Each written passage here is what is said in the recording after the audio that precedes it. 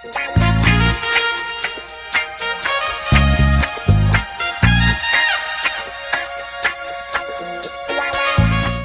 doy la más cordial bienvenida a un nuevo en vivo, sesión de verano de The Libro Show desde espacioforestal.cl en Mercedes 76 para hoy hablar de gays, de lesbianas, de bisexuales. ¿En serio? No. ¿Voy a hablar de eso? ¿Podemos hablar de eso? ¿Podemos hablar de eso? Por supuesto. O sea, estamos como en el límite de probabilidad, así que Super podemos hablar de eso. underground. Podemos hablar de eso. Pero también de comunidad, de respeto y de fondo de poder salir del closet. No solo para quienes son LGBT+, sino para nosotros, para cualquiera. Es una puerta de enseñanza para poder tener un poquito de amor y de respeto hacia la otra persona. Estamos con el escritor, historiador, activista, político, Jaime Parada, que junto con Rafael Di Girolamo crearon o escribieron Salir del Closet, todo lo que hay que saber. Sí. Jaime Parada, bienvenido. Gracias. Primero, y antes ya de irnos de lleno al libro, solamente leer un pequeño párrafo del comienzo del capítulo Fin del tabú, las sociedades salen del closet. Rebelión homosexual, los raros quieren casarse. Así titulaba en abril de 1973 la revista Bea, una publicación chilena de carácter sensacionalista que retrató en su portada la primera manifestación de lesbianas, gays y trans del país. Se trató de un hecho muy simple pero muy significativo, en el que un puñado de homosexuales y personas transgénero decidió por primera vez cuestionar el establishment y exigirle dignidad en una época en la que pocos se atrevían a hacerlo. ¿Cómo, Jaime Prada, cómo nace la idea de un libro como este? Yo creo que es la continuación de esa portada, ¿no? Como que la historia ha avanzado hacia un punto donde necesitamos hablar de lo que no se hablaba en esa época o hablar de otra forma. Y lo que quiero decir primero es que todo esto es una tradición, ¿no? Una historia acumulada. O sea, la sociedad ha ido acumulando conocimiento, acumulando sensibilidad, han ido acumulando una forma de ver la homosexualidad que ha transformado un poco la conciencia del mundo, la conciencia de las personas respecto a esto, en relación a ese titular, que es un titular que está a la vuelta de la esquina, ¿no? Entonces, situado en un momento histórico como hoy, una persona como yo y como Rafael, las dos personas de 40 años, una heterosexual y un homosexual, viendo este fenómeno que acontece y que viene acumulándose, decidimos escribir un libro que se hiciera cargo en parte, que fuese uno más de los engranajes, de los múltiples engranajes de cambio social y de cambio cultural que hay en el mundo. Eso es lo global, ese es el porqué. En la cosa más pequeña me pasó que yo escribí un primer libro y comencé a recibir un montón de mensajes de personas que me decían que le había pasado algo en el libro. Ese libro se llama Yo Gay, lo editó Ediciones B. Y yo tengo una carpeta en mi computador que es mi mayor tesoro, donde tengo más de 120 o 130 mensajes de personas que me dijeron, me pasó esto. Entonces, me pasó que me atreví a tomarle la mano a mi pareja en la calle, me pasó que no me atrevo a salir del closet y quiero saber un poco más cómo, qué me podrías decir. Y me puse en una situación donde de comenzar a aconsejar gente sin tener las herramientas para aconsejar a nadie, porque simplemente, como digo, yo hablo de homosexualidad en el nivel usuario y no en el nivel experto. Y ahí dije, bueno, parece que aquí pasa algo. Lo hablé con Rafaela, que es la experta, y decidimos construir este libro para dar respuesta a ese tipo de mensajes que a mí me estaban llegando permanentemente, pero también para sistematizar lo que Rafaela estaba viendo permanentemente en su consulta. Entonces, hay un fenómeno cultural, un fenómeno global, esto es parte de algo que se ha ido acumulando a lo largo de las décadas, y hay un fenómeno personal de mi calidad de autor de otro libro, y también un fenómeno de vocación de parte de Rafaela como una gran aliada de la causa para construir algo que le sirviera a otros. ¿Cómo fue el trabajo a cuatro manos con la terapeuta Rafaela Di Girolamo, a la cual le mandamos saludos, es que nos está viendo por alguno de los medios? Mi gran amiga. Según entiendo, escribieron, bajo la misma temática, escribieron cada uno libros distintos. Eso, empezamos a escribir. Comenzaron el libro. ¿Qué Sí, libros? sí, porque llegamos a la conclusión de que evidentemente nuestro tema tenía que ser salir del closet. a mí me gusta decirlo porque es verdad, este es el único libro en español que existe sobre el hecho específico de salir del closet con este nivel de acuciosidad, porque existen otros libros, en España por ejemplo está Quiérete mucho maricón, existe El fin del armario, de Bruno Bimbi, pero el libro de Bruno es un libro más de análisis sociológico, el libro del fin del armario, perdón, de Quiérete mucho maricón, de Gabriel Martín es un libro sobre el fenómeno homosexual y sobre cómo internalizarlo, pero este es un libro sobre salir del closet. Y con Rafaela decidimos que íbamos a hacer un libro sobre salir del closet, pero ella empezó a escribir un libro para jóvenes y adolescentes, porque ese era su target en su momento, porque la Rafa, sin que lo hubiésemos discutido. Y yo empecé a escribir un libro para adultos. Y luego, cuando ya teníamos, no mucho escrito, pero cuando ya, digamos, juntamos las primeras versiones, dijimos, oh, lo tuyo y lo mío no calzan en lo específico, pero en lo general sí calzan.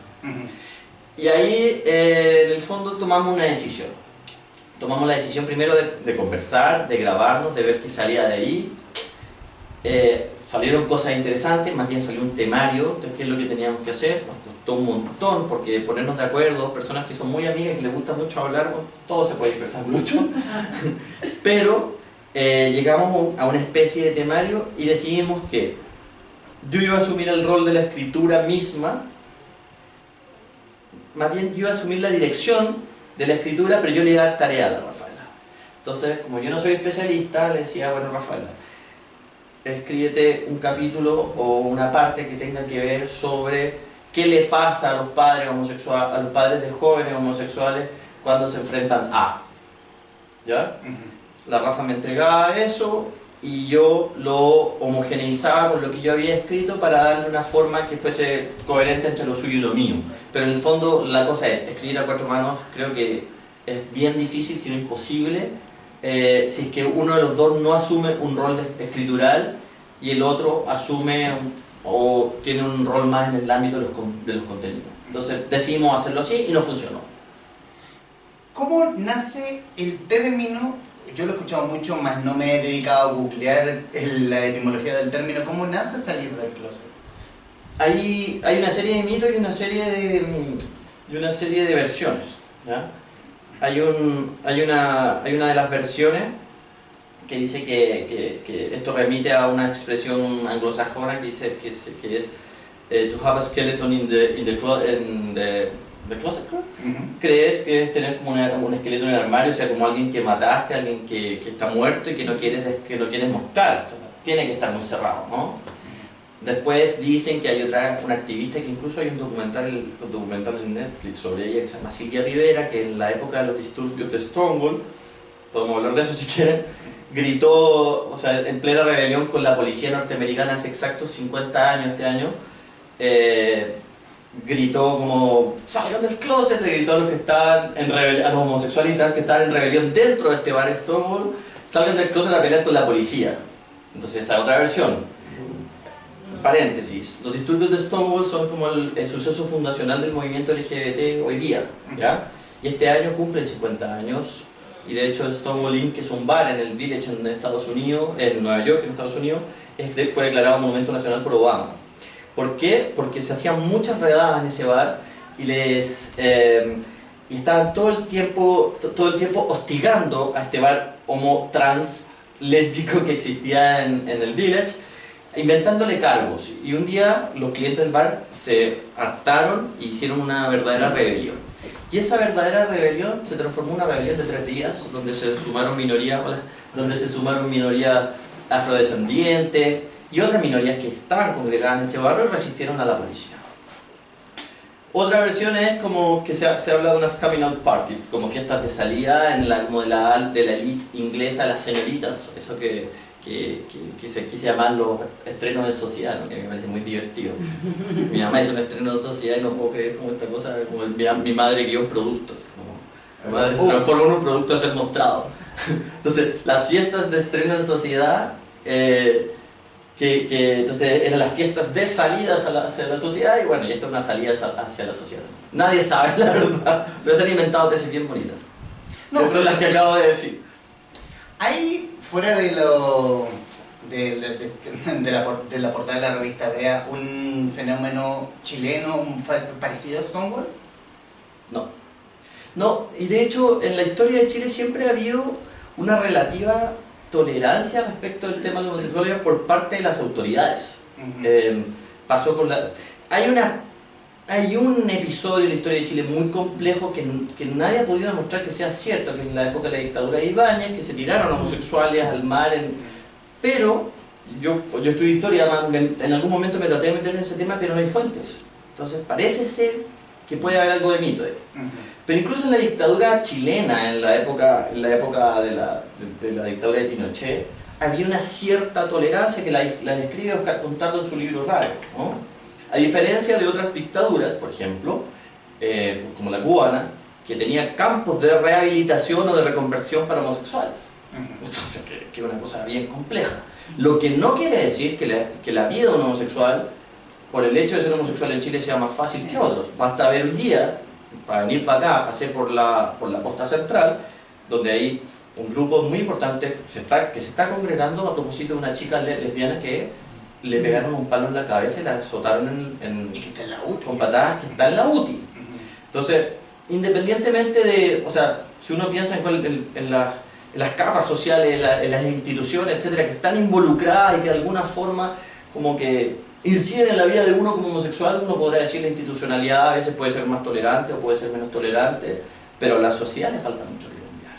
Y dos lesbianas, una pareja lesbiana no puede ir por la calle hoy día libremente, especialmente en ciertos contextos sociales, porque se arriesga a ser agarrada a palo, o un homosexual joven como Daniel Zamudio no puede estar ebrio en una plaza, ojalá que nunca un joven esté ebrio en una plaza, pero no puede estar además ebrio en una plaza sin tener el riesgo de ser torturado por el hecho de su orientación sexual. Entonces este es un país que sigue siendo un país complejo para ser homosexual, y Latinoamérica sigue siendo un continente complejo. Te voy a decir más, está habiendo una nueva oleada conservadora en el mundo donde sigue siendo complejo. En España, aunque uno podría decir un país plenamente, o sea, un país muy liberal que pasó por el destape, etcétera, siguen golpeando chicos gays a la salida de los bares. Por eso también escribimos este libro, porque en el fondo, mientras nosotros mantengamos el tema vivo, este va a ser un tema social. Y mientras sea un tema social, no se nos va a olvidar que existen homosexuales, que son personas que tienen cara y que son nuestros vecinos, nuestros hermanos, nuestros hijos.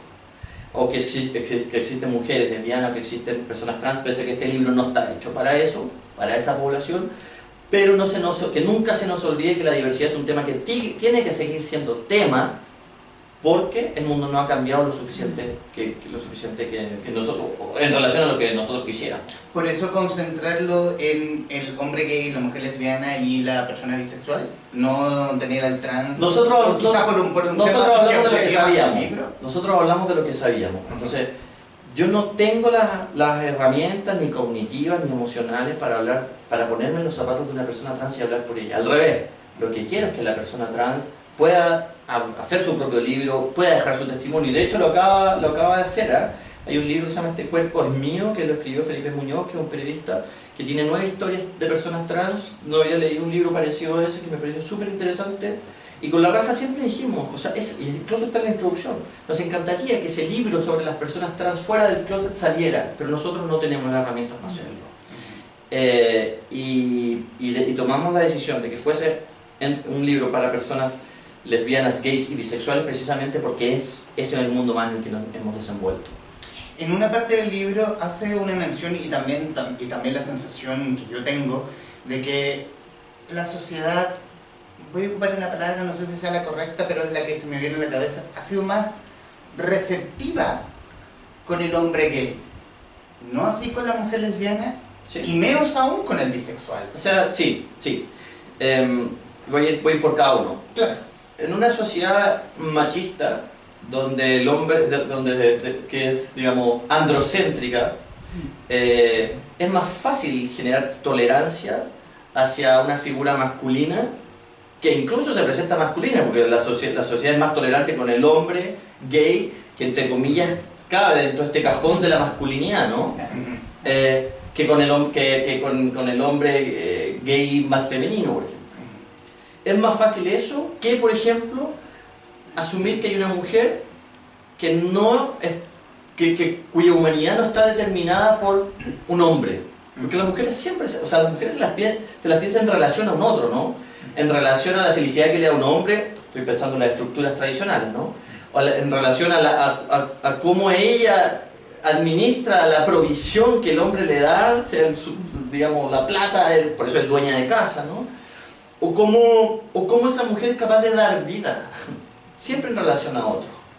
Incluso existe este fenómeno que lo escribimos en el libro, que es un fenómeno brutal y horrible, que es el de las violaciones correctivas, que es violar a una mujer para que sepa lo que es bueno, para que sepa cuál es su rol en la sociedad.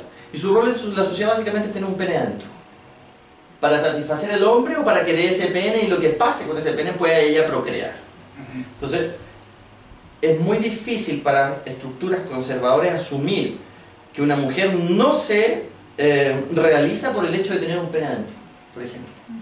Y lo que pasa también con las personas bisexuales, ¿no? Que son como los grandes incomprendidos del sistema. Existe un concepto, como así como existe la homofobia, existe la bifobia, ¿no? Aquí ocurre que más que la discriminación aquí no existe el bisexual. Bueno, eso es. Este es un problema en estéreo, como digo yo, porque de un lado y de otro es incomprendido, ¿no? Entonces no se escucha por un lado y no se escucha por el otro. Entonces ese problema en estéreo hace que los homosexuales crean que este es un homosexual que está tapando su homosexualidad para digamos, licuarla, o sea, decir como, bueno, igual le gustan un poco las mujeres, entonces no es tan homosexual y por lo tanto no es tan malo, ¿no? Y de hecho, paréntesis, hay mucho, eso tiene una raigambre histórica, porque muchos de los rockstars que conocemos literalmente, como Elton John, por ejemplo, que en principio se declararon bisexuales, ¿no? No se declararon directamente homosexuales, incluso Freddie Mercury en algún momento, porque era más fácil, creo, esto es una tesis mía, porque era más fácil declararse bisexual que homosexual. Pero hay personas que transitan de un lado hacia otro, ¿no? En la escala de Kinsey uno puede ser una cosa en un momento y ser otra, y en un momento uno se puede sentir más bisexual y en otro momento uno se puede sentir más homosexual, o ser más homosexual y ser bisexual.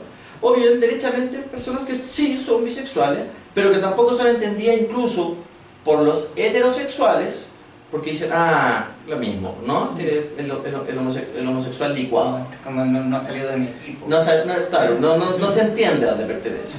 Entonces, si bien existe esta especie como de tradición inicial de declararse bisexual para hacer la cosa un poco más fácil, porque había una mujer en la ecuación, o sea, nosotros lo que hacemos en el libro es decir, la bisexualidad sí existe. Y la bisexualidad no existe porque la digamos nosotros. La bisexualidad existe porque se han hecho miles de estudios, incluso, ya que mencioné a Kinsey, uno de los estudios fundacionales en la década del 50, ¿no? De estudios longitudinales a lo largo del tiempo, con literalmente decenas de miles de personas, viendo dónde se encasillaban esas personas. Y las personas no están ni acá ni acá, sino que en general están en el medio, ¿no? Por ejemplo, Kinsey habló de predominancia, ¿no? Entonces, una persona, no me acuerdo cuál es la nomenclatura que usa, pero dice homosexual o una persona heterosexual, una persona predominantemente heterosexual con encuentros homosexuales ocasionales. Sí. Entonces, nosotros hablamos de la bisexualidad en parte porque también pensamos que había que sacarle la cosas. Comienza el libro, comienzan. Sí, porque la Rafaela... Rafaela no queremos que te enojes. Rafaela la estoy visibilizando. Claro. Estás acá en espíritu. Comienzan referente al tema del hombre homosexual, donde aquí hay 3 etapas para que el hombre homosexual pueda descubrir su propia sexualidad, tanto siendo niños, como siendo ya un adulto joven, o como ya de frente siendo un adulto. Un adulto mayor. E incluso un adulto mayor. O sea, ¿cómo abordan cada uno de esas etapas? ¿Cómo el niño va descubriendo, oye, sabes que no sé, como quizás hay demasiadas dudas? ¿Cómo se enfrenta sobre todo en los niños, siendo ellos descubriéndose? Sí. El deseo sexual con un congénito. Hablemos desde el punto de vista de los adultos, ¿no? Desde el punto de vista, desde la concepción adultista, el niño no sabe lo que quiere, ¿no? Salvo que los adultos hacen un montón de excepciones, ¿no? si le gusta a una niña a los 5 años ya sabe lo que quiere, pero si le gusta a un niño a los 5 años no sabe lo que quiere. Como, a ver, es como que... Claro, o sea, el adultismo dice como ya tiene una matriz de respecto de cuál es el cajón al que pertenece el niño y lo están todo el tiempo tratando de encajonar, ¿no? Pero lo que sabemos, las personas homosexuales, que desde muy temprano entendemos nuestra orientación, no la entendemos, podemos vivir y experimentar nuestra orientación sexual incluso con nuestro propio cuerpo, pero nos cuesta mucho entenderlo porque están los adultos diciéndonos que son malos. ¿Sí? El tema es, una persona suele entender su orientación sexual muy joven, pero está tan contaminada por factores sociales, medioambientales y otros, que te la hacen muy difícil. Tan difícil que es que te dicen, tú no sabes lo que quieres. Y no te lo dicen a los 5, te lo dicen a los 12, a los 18 y a los 25. Pero también, y es creo que una de las cosas tal vez más interesantes que nos tocó abordar en el libro, está esta cosa de los adultos, e incluso adultos mayores que se dan cuenta de su orientación sexual estando en la edad avanzada. Y ahí está todo este prejuicio respecto del, bueno, es que él le mentió a todo el mundo, ¿no? En verdad, siempre fue marico. Pero se casó, tuvo hijos, tuvo perro, jugaba a la pichanga, entonces engañó a todo el mundo. ¿Ah? Engañó a todo el mundo.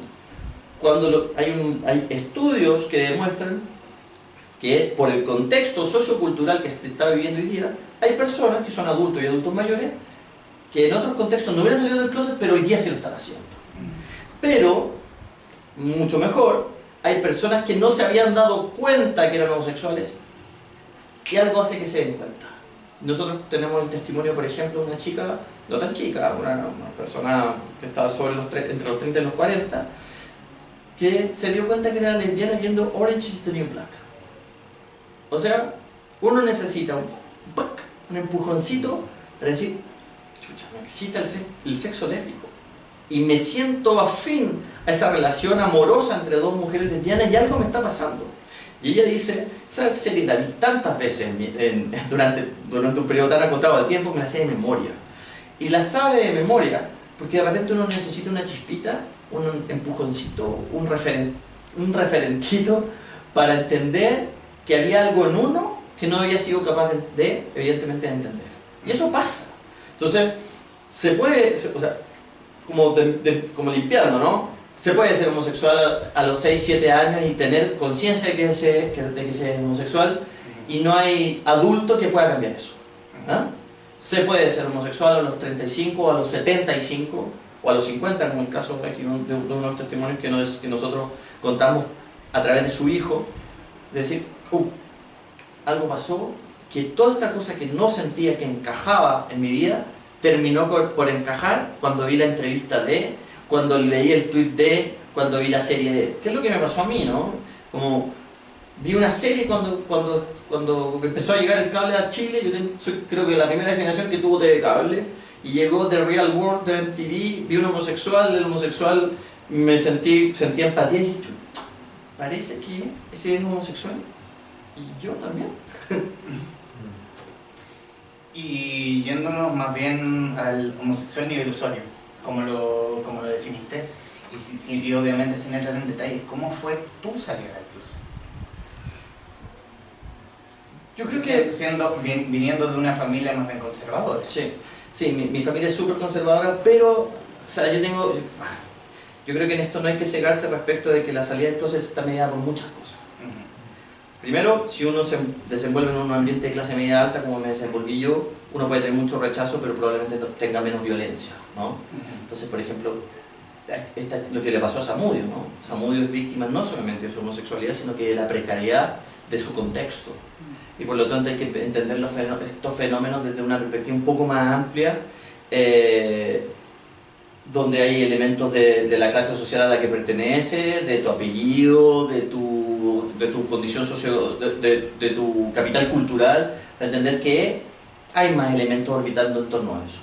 Entonces, yo me crié en una familia muy de derecha, pinochetista, evidentemente yo...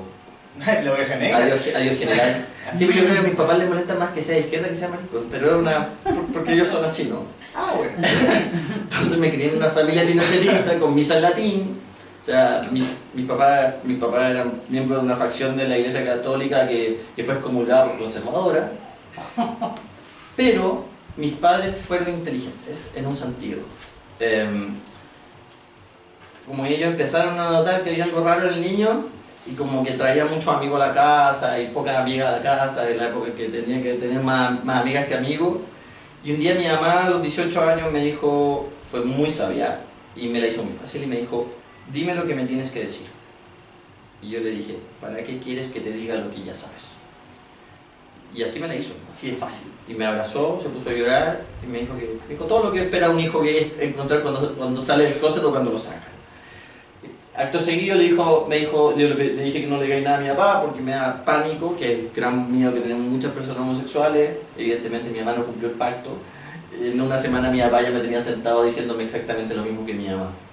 Pero yo entiendo que mi contexto es un contexto que está mediado por una cierta situación de privilegio. Sé que el problema, y pensamos mucho en eso cuando hicimos el libro, es ver qué pasa en contextos más difíciles. Por ejemplo, pese a que mis papás son de un contexto muy religioso, incluso un poco extremo a veces, tienen esa flexibilidad para mirar el mundo de una manera un poco más amplia, probablemente por su cultura y otras cosas. Pero ¿qué pasa con el cabro que está improntado por padres evangélicos que están siendo, por un lado, esquilmados por el pastor evangélico de la zona, y que además, esquilmados monetariamente, ¿no? Como el obispo Durán, que les quita que ya está por los 30 millones de pesos de diezmo? Pero ¿qué pasa cuando están esquilmados emocionalmente? Que algunos prefieren que roben a que violen cabros chicos. Claro, claro, en los matinales. Claro. Pero ¿qué pasa también con ese obispo que está esquilmando emocionalmente a esa familia que tiene menos cultura, que tiene menos referentes y que está diciéndole a su hijo es un enfermo? O los maricones son todos enfermos. ¿Qué pasa con eso? ¿Cómo nosotros llegamos a eso? Y en el fondo nosotros construimos un artefacto, este libro, que es para tener una aproximación no solamente cognitiva, sino que una aproximación emocional y para tratar de desinstalar lo que ese padre está todo el tiempo instalando, por ejemplo, en la iglesia, ¿no? O una madre que muy bien intencionadamente está sufriendo mucho porque su hijo o su hija, o su hija es lesbiana o su hijo homosexual, y que está sufriendo porque está sufriendo, ¿no? Y sufre porque sufre, ni siquiera ha racionalizado bien dónde está el origen de su sufrimiento. Y en parte lo sabemos, ¿no? Sabemos que hay una carga histórica, medioambiental, que le dice: eso está malo, lo que está haciendo tu hijo está malo, pero tú lo amas. Como nosotros, y así lo hicimos con Rafael, le decimos a la madre que lo que está sufriendo ese hijo no está mal, sino que lo que tiene que revisarse es ella, por ejemplo. Entonces, de hecho me pasó algo bonito ahora. Voy a contar una cosa personal. Mi hermano me dijo: oye, fuimos al lanzamiento, mi familia fue al lanzamiento, y mi hermano me dijo: voy a hacer un disclosure. Me dijo: oye, el papá dijo algo. ¿Qué dijo? Dijo que le había llegado algo que tú habías dicho en el lanzamiento. ¿Qué dije yo? Que esto se trataba de ustedes, de nosotros, no de ellos. Y mi padre siempre pensó que esto se trataba de él, que yo había salido del closet para joderlo, básicamente.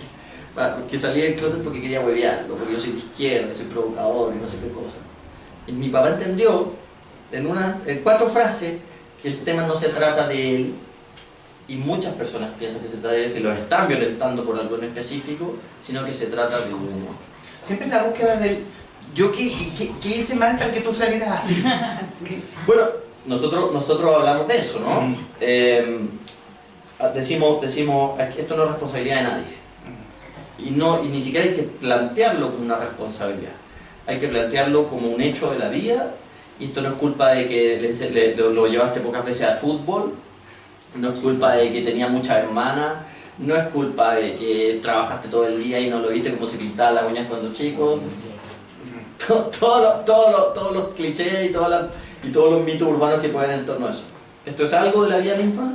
Nosotros incluso en el libro decimos: no nos importa si la homosexualidad es genética, no nos importa si es aprendida, no nos importa si es mixta, sino que en tanto hecho de la vida misma hay que aceptarla en tanto está.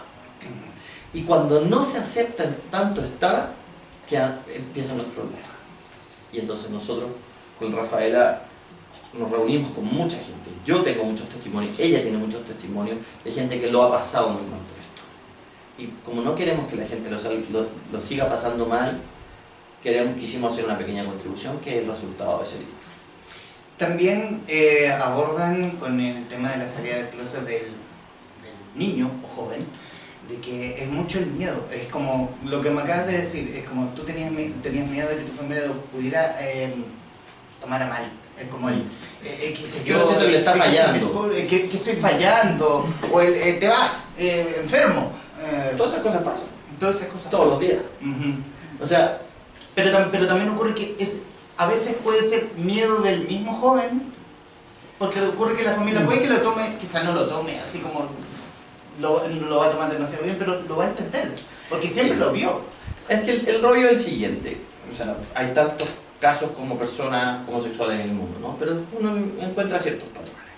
Hay un patrón, por ejemplo, de que aunque tu familia se muestre muy liberal con esto, algo vas a escuchar en el colegio, algo vas a escuchar en la calle, algo vas a escuchar en la televisión que te hace encerrarte en torno a algo, porque aunque tus padres no te digan directamente, oye, yo sé que eres homosexual y sé que está bien, pero que tus padres no hagan malos comentarios sobre personas homosexuales en la televisión, sí lo vas a escuchar en alguna parte. Y hay algo que está como incorporado en nuestro ADN, ¿no? Que es que tenemos que cuidarnos, que tenemos que protegernos, ¿sí? Entonces, ha sido tan larga la historia del rechazo hacia la homosexualidad que uno carga con esa historia aún cuando encuentre señales positivas por otro lado. La otra vez estaba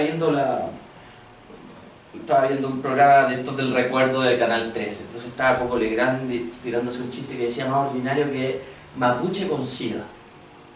Entonces, ¿ya? Un chiste en los 80, más ordinario que Mapuche con SIDA.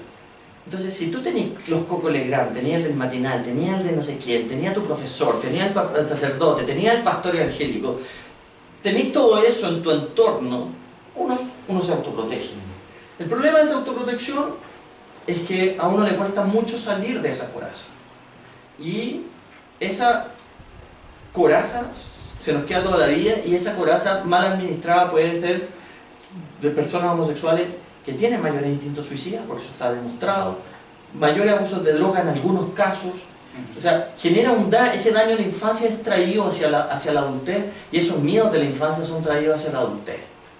Entonces ayer estaba leyendo un artículo del Huffington Post que se llama La Soledad, de los hombres gays, que es como, a pesar de todo este medio ambiente cultural que uno podría decir más progresista y que es abierto en torno a esto, seguimos presentando mayores afecciones, mayor estrés, mayor miedo, porque nosotros portamos en nuestra mochila todo eso.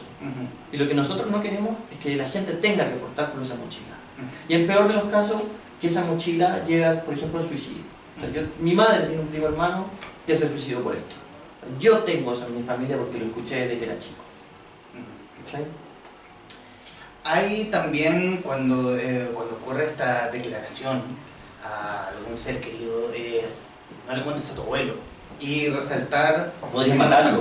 Claro, podrías matarlo. Y resaltar una parte del libro donde pones tal cual el texto de un abuelo refiriéndose a su hija. El abuelo de Chad. El abuelo de Chad. ¿No lo tenéis marcado eso, no? Porque ese es un texto súper cortito donde el abuelo de Chad le dice a la hija, ¿sabes qué?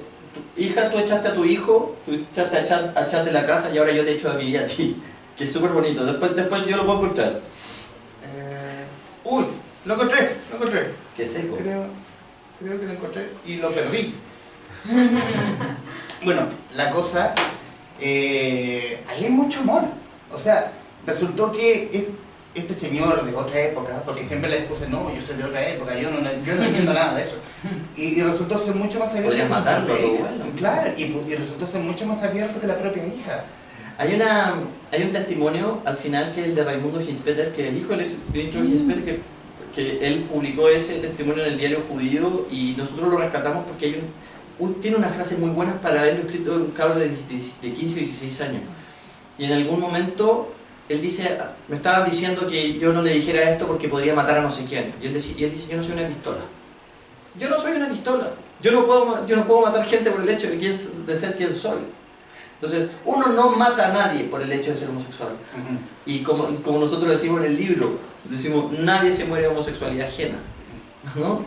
Y sin embargo, nos quieren hacer permanentemente creer que nosotros sí somos capaces de matar a alguien por el hecho de ser nosotros homosexuales y ese otro no tener las habilidades cognitivas o cardíacas para recibir todo este enorme problema que le estamos produciendo. De hecho, aquí figura, encontré un párrafo del testimonio de Raimundo. Una vez me dijeron que no podía contarle que era gay a un niño pequeño, que sería como soltarle una bomba. Pero yo no soy una granada, soy quien soy. Y si al de al lado le molesta o le incomoda, ¿qué puedo hacer? ¿Por qué los niños no van a poder entender la homosexualidad?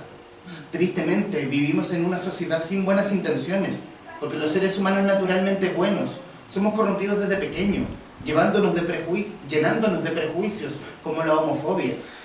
Muy maduro para un cabrón de 16 años. Heavy, por eso lo pusimos. Heavy. Por eso lo pusimos. Uh-huh. Y es eso, todo el tiempo diciéndonos, o sea, es como no le digas a, no le cuentes a, cuídate de. A mí me dijeron no le digas a tu jefe, que era como mi padre en un momento cuando yo me estaba formando profesionalmente en el mundo de la historia. Tenía un jefe y ese jefe yo lo quería mucho, pero me decían, a él sí que no le vaya a decir porque es el tipo más homofóbico, y lo era. Pero todo el mundo puede cambiar. Entonces fuimos a un congreso de historia en Villarrica y yo dije, ya, yo pongo el auto, te pongo la benzina, y ahí dije, será momento de hablar con él. Entonces me empezó a contar una serie de cosas muy íntimas en el camino de ida, y en el de vuelta dije, ya, yo tengo que pagarle las cosas muy íntimas. Y por la altura de Linares le dije, soy gay. Hizo sí. Fueron como 25 kilómetros. Acto seguido me dijo una frase que nunca se me va a olvidar. En silencio. Pero mira lo que me dijo. De entre medio yo estaba nervioso y me pasé de velocidad y me sacaron parte. Me dijo, entonces no son todos como Lemebel. Eso fue lo que me dijo. O sea, primero una serie de prejuicios en torno a una persona afeminada, ¿no? Uh-huh. Incluso hace un genio afeminado. Sino que una incomprensión respecto a lo que significa ser homosexual, que le llegó muy duro porque él me quiere como hijo. Yeah. Entonces, doble o triple desafío para él, ¿no? Entender que Lemebel es un genio y que es afeminado y que es un genio porque es afeminado o es afeminado. Y en su cabeza esa idea choca. Claro, genio afeminado, no, choca. Uh-huh. Después, hijo putativo, homosexual, choca. Y ahí le empecé a decir, mira, y le quiero decir más. Ese homosexual, pura gente que era obvia que eran homosexuales, pero dice, pero ¿cómo sabí? Dije, bueno, ese que es tan amigo suyo y que todo el mundo a usted le dice que es homosexual y que usted es el único que no quiere asumir que es homosexual, es homosexual. y es hora que se saque las anteojeras nomás. O sea, ojalá que no me esté viendo. Nada menos que el padrino de su hijo. No vamos a cortar nada. No. Pero es eso, ¿no? Uh-huh. Es eso como... Además, el libro lo que demuestra es como que somos como los gremlins, pues nos estamos reproduciendo todo el tiempo, entonces estamos en todos lados. Y como somos el 10% del planeta. Somos nada más que el 10% del planeta y puede ser su hijo, puede ser su hermano, puede ser su amigo, puede ser su discípulo, si es un profesor alumno. Encontré la carta del abuelo de Chad y te pediría, Dale. por favor, que la leas. El abuelo de Chad. Dice, la siguiente carta fue publicada en redes sociales. Querida Christine. Entonces, el abuelo de Chad le escribe a su hija Christine. Me decepcionas como hija. Tienes razón cuando dices que tenemos una vergüenza en la familia, entre comillas, pero te equivocas sobre cuál es. Echar a Chad de casa solo porque te dijo que es gay es la verdadera abominación aquí, entre comillas. Un padre que repudia a su hijo es lo que va contra la naturaleza.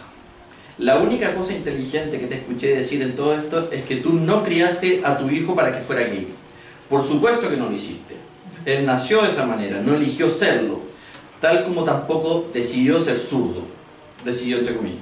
Tú, sin embargo, sí elegiste ser hiriente, estrecha de mente y retrógrada. Me encanta el abuelo de Chad.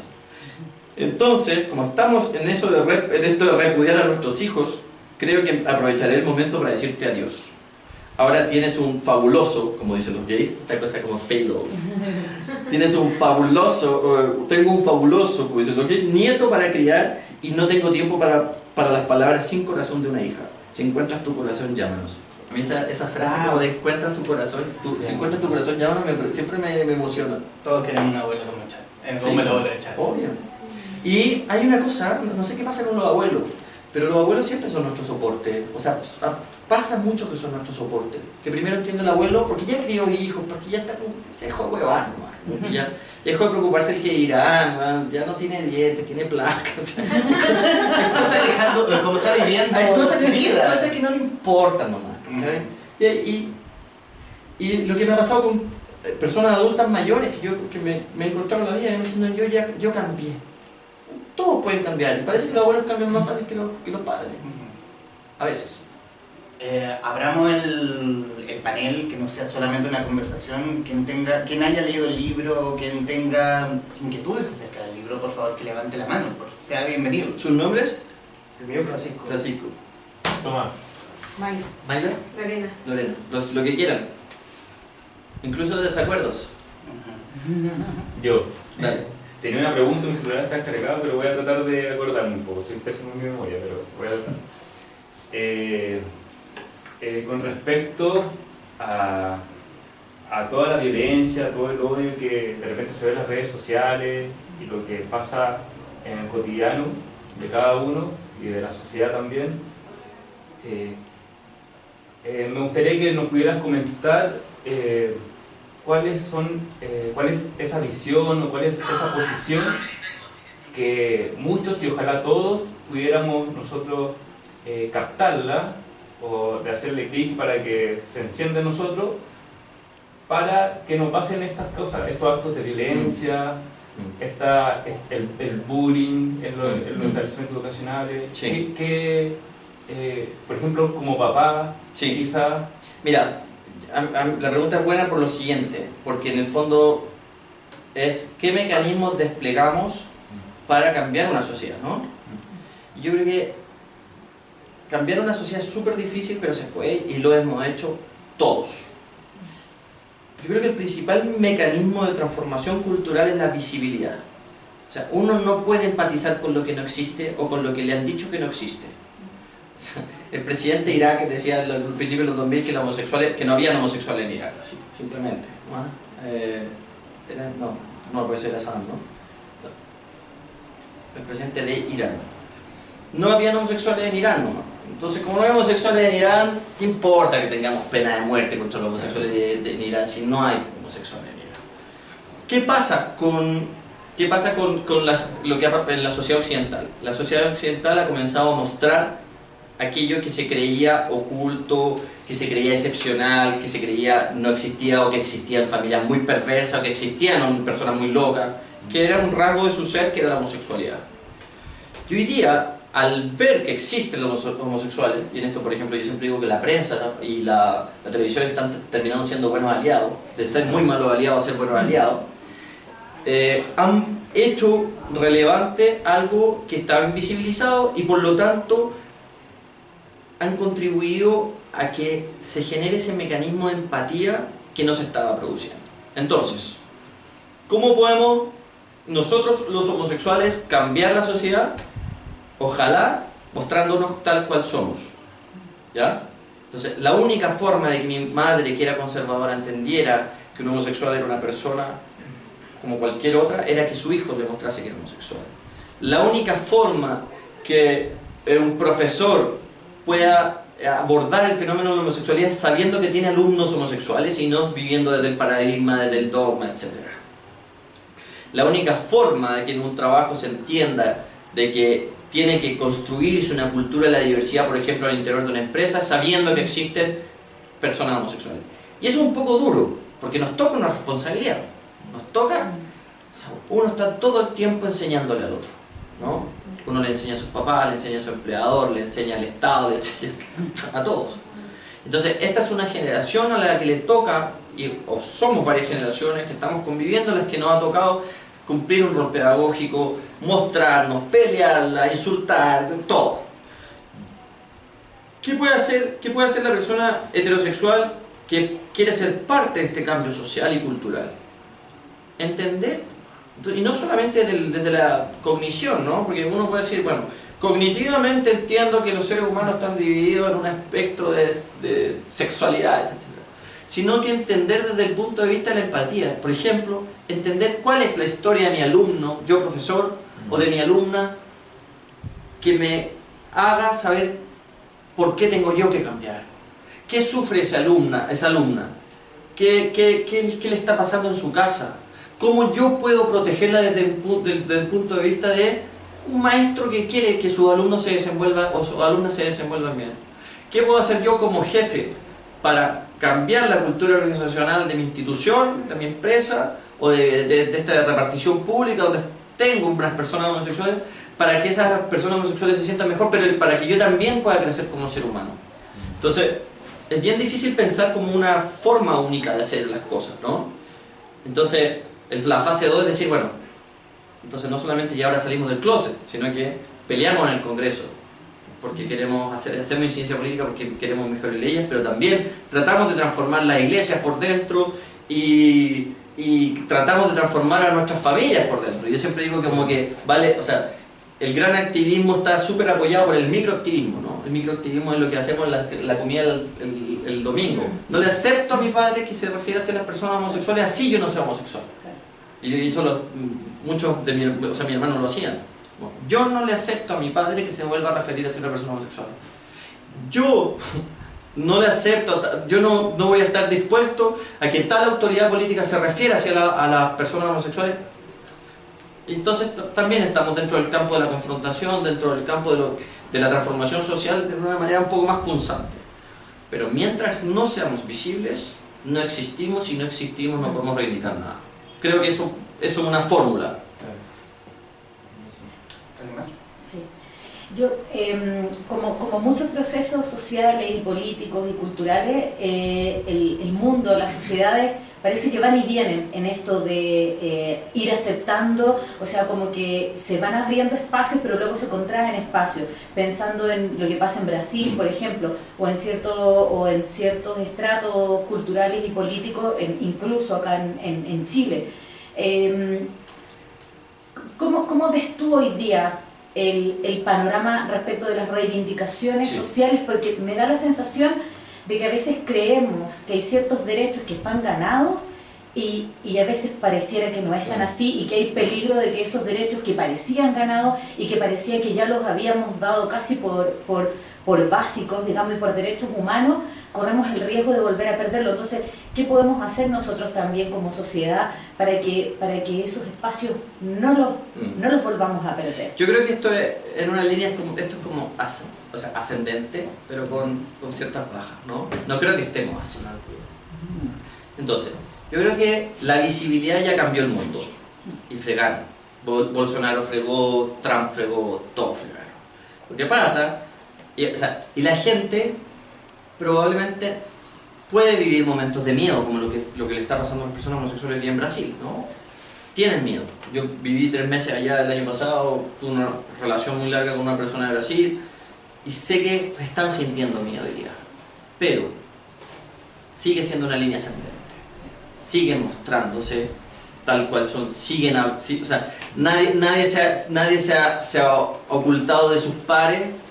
A lo mejor uno anda con más inseguridad en la calle, pese a que Bolsonaro nos odie, pese a que Trump nos odie. Y eso ya lo ganamos. Podrán atajar las leyes, decir, bueno, la ley de matrimonio igualitario en tal país la van a frenar y va a perder 10 años en su discusión. Pero esa ley va a terminar siendo ley al final. O sea, muchos países latinoamericanos ya tienen esa ley y están fritos. Pese a los Bolsonaro, pese a los Trump, pese a todos. Sí estamos en un momento como de reacción de los conservadores, pero yo creo que esa reacción viene de una acción. O sea, esto no eclosionaron, su fascismo no eclosionó así nomás, sino que están viendo que el mundo que tenían seguro se les fumó entre las manos, ¿no? Este mundo heteronormativo, este mundo machista, este mundo religioso, se les está diluyendo y resulta que no lo están pudiendo controlar y están haciendo acciones desesperadas y ganando elecciones desesperadamente para tratar de controlar esto. Pero yo estoy seguro que la batalla cultural la están perdiendo. Creo. Quiero agregar a lo que dices algo que dijiste para el programa Cada Noche en CNN Chile. El tema de la diversidad está avanzando en todo el mundo y es imparable. No hay ninguna forma de parar el flujo igualitario. Puede haber entorpecimientos por parte de las autoridades, pero la visibilidad no nos la puede quitar. No nos la van a quitar. No nos la van a quitar y eso es interesante, porque estos fanáticos que están llegando a algunos lugares, producto de la crisis de ciertos países, Están ganando poder. están ganando poder, pero nosotros seguimos siendo, o sea, la aceptación de la homosexualidad en 20 años ha avanzado de tal forma que no hay ninguna manera de que puedan construir un esquema donde la homosexualidad comience a ser rechazada. ¿Se entiende? O sea, si en los años 90 el 20%, no me acuerdo cuáles son las cifras están dichas en el libro, el 20% de las personas consideran que la homosexualidad era algo normal, no me gusta esa palabra, pero bueno, hoy el 80% considera que es algo normal. Y están fritos, cagados, caput. O sea, eso no lo pueden revertir. Y eso es lo que los tiene desesperados, inventando buses de la libertad, inventando conceptos jetones como la ideología de género y otros, porque eso ya no lo pueden parar. ¿El lobby gay? ¿Ah? ¿El lobby gay? El lobby gay, sí, lo hacemos un poco. Lo hacemos. Tenemos un poco de poder. No, tienen miedo, que eso es lo bueno. Ah, claro. Yo me acuerdo que a propósito de la ley antidiscriminación, cuando estábamos tramitando y estábamos haciendo incidencia política, se acercaban los fascistas conservadores más conservadores del Congreso y te decían, oye, te quiero decir una cosa, yo no soy homofóbico, ¿ah? Pero sí, a mí me cagó. pero dijiste tal cosa, es que yo no soy homofóbico, así como por favor, en todo este contexto no quiero salir enlodado, pese a todas las cosas que ya dije, pese a que voté contra la despenalización de la sodomía en los 90, todo, yo no soy, como que nos estaban dando explicaciones. Si no estás viendo, saludos. Sí, saludo. ¿Quién era el que nos dijo eso en su momento? No lo voy a decir. No, ¿para qué? No, yo no soy homofóbico. Entonces tú decís, están preocupados de ser tildados. Ahora están menos, pero están preocupados de ser tildados homofóbicos. Y eso yo decía, tenemos una rienda aquí que manejar un poco. Pero también ocurre que con esta nueva ola del fascismo, que el no soy homofóbico, pero y se escudan en la famosa libertad de expresión. No lo quería tocar, pero Alberto Plaza. Mi amigo Alberto. Mi amigo Alberto Plaza, y precisamente el encuentro que tuviste en el programa de TVN. Mira, yo me puse a leer qué pensaba la cientología sobre la homosexualidad. Y este tarado, saludo Alberto, este tarado dijo de pe a pa lo que piensa la cientología sobre la homosexualidad. O sea, es un tipo que no tiene pensamiento siquiera propio. O sea, es un fanático religioso más. Porque dijo el decálogo de la cientología sobre la homosexualidad, lo declamó ahí. ¿Sí? Entonces, para fanáticos religiosos, mejor me quedo viendo The Handmaid's Tale en la casa, que es una fantasía y me... Pero tenemos como la cienciología que aún está patologizando la homosexualidad o otra opción más allá de la heterosexualidad. Claro, pero el tema es, me parece grave que una religión se pronuncie científicamente sobre algo, ¿no? O sea, si una religión patologiza algo, está atribuyéndose una serie de herramientas que no le pertenecen, ¿no? Que como religión y ciencia son por acá, ¿no? Sí me preocupa mucho más que Alberto Plaza, me preocupa lo que está pasando en esta alianza nefasta que está existiendo, por ejemplo, entre la Iglesia Católica y Evangélica, para apoyar movimientos como el Bus de la Libertad y otros. O sea, los católicos, la jerarquía católica, que siempre había despreciado a los evangélicos, encontraron un punto de unión. Y ellos están moviendo conjuntamente, comunitariamente, una agenda antiderechos, por ejemplo, en el Congreso. Dicho sea de paso, acaba de publicarse el libro de Frédéric Martel, que lo van a publicar ustedes, ¿o no? Publicamos el anterior. Sí, pues, yo hice una actividad con pero está publicado por Roca, afuera. Sí. Pero contémosle a la gente que se trata. Es un libro que dice que 4 de cada 5 sacerdotes de la Iglesia Católica son homosexuales. Christoph Carranza en su libro también toca el mismo tema. Un cura. Siendo un tipo venido desde la misma Inquisición. Sí, entonces, entrevistó a 1500 personas para su libro, Frédéric Martel, que es el mismo que escribió Global Gay, un libro súper interesante sobre los gays. Entonces, al final uno también se da cuenta de dónde viene esto, ¿no? Y uno empieza a creer que realmente esas tesis de que los homofóbicos son homosexuales de de closet que no han sido capaces de asumirse a sí mismos, evidentemente, son eso, y están en la iglesia, y están en el nivel de toma de decisiones. Este tipo que decía que él curaba, ¿no? Que mandaba a todo el mundo a Está lleno de terapeutas, de ex-terapeutas que terminaron, de personas homosexuales, que terminaron confesando, entre comillas, o bien los pillaron. ¿Sí? Y políticos. En Estados Unidos, no sé, hay, 4, 5, 6 políticos que eran de los que tenían mayor, digamos, tasa de presentación de leyes anti-LGBT, que terminaron encontrándolos follándose encima de su escritorio con su asistente hombre o de su mismo sexo. O sea, están esos casos. Lo mencionamos 2 en el libro, pero encontré un montón de casos más. Entonces, esa agenda tiene como los pies de barro también, ¿no? Porque uno sabe de dónde vienen y sabe qué es lo que quieren también la iglesia, ¿no? La iglesia también buscan este control social de las personas, y ya se les acabaron los temas de dónde controlarlos socialmente y encontrar una vetita por acá, ¿sabes? Entonces, eso. ¿Alguien más quisiera agregar algo de lo que se ha dicho? ¿Cómo ves lo del avance de la ley de matrimonio y todos estos derechos civiles? O sea, yo creo que esto va a terminar siendo ley sí o sí. El problema es que no sabemos cuándo. Y ahí hay cosas complejas, ¿no? Esto lo debería haber presentado Bachelet el primer día de su gobierno y no el último día de su gobierno, ¿no? Porque literalmente lo presentó en el último trimestre, en los últimos 3 meses de su gobierno. Entonces evidentemente uno sabe que ahí no había un compromiso real. No había un compromiso real. Piñera no lo va a presentar evidentemente porque está muy presionado por su sector, y él mismo probablemente no crea en esto, ¿no? No sé qué viene después, pero el tema es que sea por una vía o por otra, termina siendo una institución en distintos países. Por ejemplo, Brasil no tiene matrimonio igualitario por ley, sino que lo tiene por una decisión de una corte.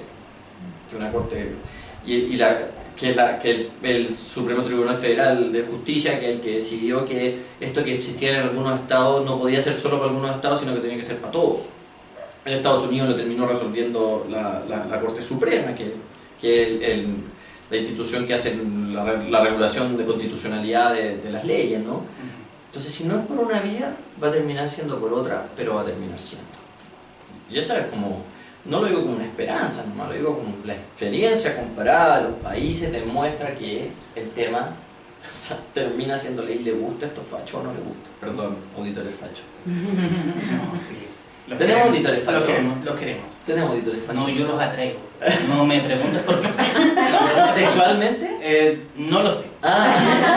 No lo descarta. No lo descarto, pero tampoco lo afirmo. Yéndonos más, volviendo un poco al libro,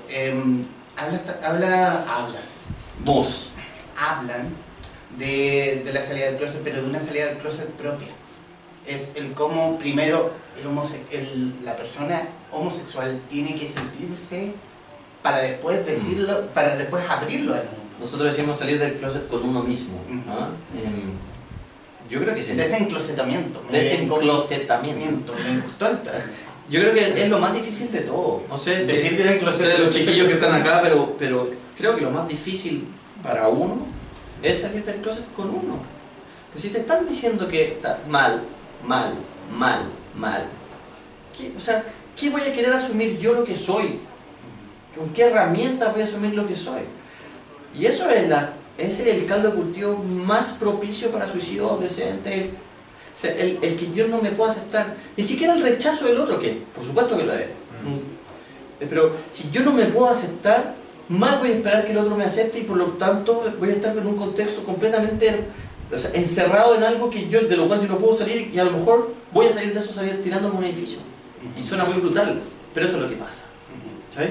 Entonces, nosotros lo que tenemos que darle a los chicos y a las chicas la posibilidad de que, no que experimenten, porque yo no creo en esta cosa tanto de como que está experimentando si es gay o no. A lo mejor está experimentando lo que significa la sexualidad, el contacto físico, por ejemplo, con alguien del mismo distinto sexo, ¿no? Pero uno sabe que le gustan las dos cosas, que chutea con los dos pies, o uno sabe que muy joven que es heterosexual, que es homosexual, y mientras uno no tenga un medio ambiente que le permita eso, entonces estamos mal. Si seguimos teniendo padres poniendo a los chicos en cajones, ¿no? Como fútbol para los niños, danza o ballet para las niñas, o celeste y rosado, ¿no? Como el O si de la tenemos, familia. claro, o si tenemos padres que construyen tesis huevonas como me acuerdo que la geisha en su momento decidió, mira, cacha, Tener 10 hijos. no, decidió tener su casa decorada con cuadros de hombres desnudos porque eso iba a ser en su concepto de hombres desnudos, que sus hijos no fueran homosexuales. No sé cuál era la construcción cognitiva detrás de eso. A mí me hubiese encantado, como niño gay, pero why not? Vamos para allá. Claro. Entonces, padres tratando de construir un esquema donde los niños quepan en lo que ellos quieren. ¿Sí? Profesores, idem. ¿Sí? Si los profesores no se educan en esto, y entre paréntesis son los profesores los que más discriminan a los chicos, no sus pares, ¿no?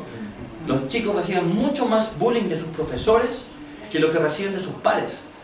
O sea, mientras nosotros no construyamos un contexto donde los adultos estén sensibilizados respecto de las orientaciones sexuales diversas más allá de la heterosexualidad, mal podemos hacer que ese chico se acepte. Como el niño Urrego o el chico colombiano. Como Sergio Urrego, exactamente, Sergio Urrego. que ese caso está relatado en el libro y que es un caso muy importante en Colombia, donde el colegio encontró que tenía unas fotos con su pololo, otro compañerito de clase, y decidió hacer un escándalo, con padres, con empoderados, con todo. Sergio se terminó suicidando. Hoy día su madre, con quien yo estoy en contacto, que se llama Alba Lucía Reyes, es una madre que creó una fundación para contribuir a ese fenómeno de la aceptación en el nivel escolar, de la aceptación en el nivel escolar. Pero eso es, y casos como el de Sergio Urrego son permanentes en todo el continente y en todo el mundo. O sea, este libro lo debería leer profe, jefe. Bueno, tiene partes que son... Este libro está dividido en 3 partes. Un análisis más bien sociológico de qué está pasando en el mundo y por qué hay esperanza de que el mundo esté mejor. Una segunda parte que es para las personas que quieren salir del closet. No es una guía definitiva de nada, sino que más bien es decirle, bueno, aquí le damos un poco de alimento, nutrimos un poco su conciencia, su discurso, pero a lo mejor incluso usted debería ir a terapia para que lo ayuden a aceptarse más, etc. No es como estos libros de la Pilar Sordo que te entregan todo resuelto. No, claro, porque me parece muy falso y muy incluso prepotente decir, bueno, aquí está este lista de supermercados, si usted va del 1 al 27, usted va a salir del closet bien. Eso no existe. Y ahí como. Yo sé todo, Claro, y no. así te lo entrego y No así existe. va a ser. Nosotros le decimos, esto le puede pasar, esto le ha pasado a algunos, esto tal vez le pase, pero fundamentalmente busque ayuda. Busque ayuda con sus padres, busque ayuda con sus amigos, busque ayuda en terapia si puede hacerlo. O si está a punto de hacerlo, hágalo. Pero aquí no está la lista del supermercado. Y la tercera parte es para aquellas personas que están en el entorno de las personas homosexuales. Entonces la parte más gruesa es para los padres, pero también hay una parte para los maridos o esposas. ¿Qué pasa si mi marido me dice que soy gay? Que es gay, perdón. Para los empleadores y para los profesores. Que esos son como los nichos que nosotros detectamos donde podría presentar mayores problemas salir del proceso. Quiero rescatar de la parte de los testimonios que es en el fondo la misma historia, pero mirado desde Omar y desde Valeria. Digamos, en cualquier situación quizás yo me costaría entender de que a lo mejor mi mujer me dijera que era lesbiana. Pero aquí hubo mucha solidaridad por parte de Valeria. menos de Valeria. Sí. Sobre todo entendiendo de que ellos se conocían prácticamente de toda la vida. Sí, son 2 testimonios de los varios testimonios que pusimos al final del libro, que vendría a ser la 4ª parte o anexo, de Omar y Valeria, que estuvieron casados, tienen un hijo, el chinito como le dicen ellos, y que deciden contar cada uno por separado su testimonio para decir, para Omar decir, bueno, esto me pasó estando casado con Valeria y ahí me di cuenta que era homosexual, y Valeria decir, ¿qué me pasó a mí cuando mi ex marido, porque ya se habían separado, me dice que era homosexual?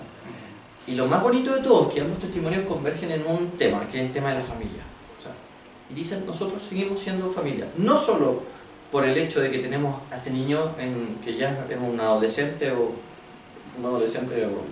De 15 años. O de 15 o tal vez más, no me acuerdo, no solamente porque tenemos este hijo en común, sino que porque somos familia, porque nos sentimos familia independientemente incluso de ese hijo, porque nos conocemos todos, porque nuestras familias han estado en contacto, porque nosotros hemos construido una relación tan amorosa que somos capaces de entender lo que cada uno es. ¿Ya? Y eso es Omar fue hasta testigo de matrimonio. de su segundo matrimonio. Entonces, ¿cuál es el elemento? El elemento también es como no solamente la predisposición para aceptar lo que el otro es, aún con ese dolor que puede acarrear de que tu marido lo sea o tu ex marido lo sea, sino que esa generosidad de enfrentarlo.